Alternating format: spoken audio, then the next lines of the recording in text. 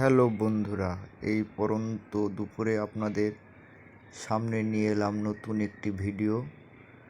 আমার ছাদ বাগানের কালো মরিচ গাছ, সেই মরিচ গাছে এত ফলন এসেছে যা আবার নতুন করে খুঁটি লাগাতে হবে। এত পরিমাণ ফসল কখনোই আমার ছাদ বাগানে হয় নাই। দেখুন আপনারা সকলেই কি পরিমাণ কালো ঝাল কালো মরিচ।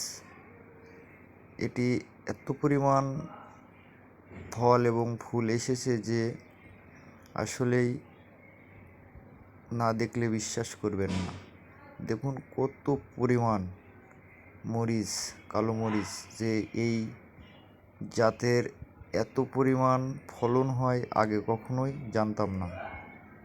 আমি এই একটি গাছ আমার টবের মাটিতে লাগিয়েছিলাম, সেখানে মূলত আরও কয়েকটা টমেটোর চারা দেওয়া আছে।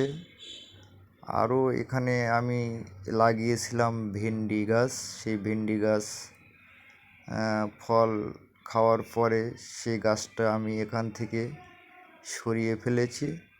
শুধু একটি গাছ এখন বর্তমান আছে, সেই মরিচ গাছটি। দেখুন কত পরিমাণ অধিক ফলন, যা আমি আগে কখনো আমার ছাদ বাগানে এত মরিচ আনতে সক্ষম হই নাই।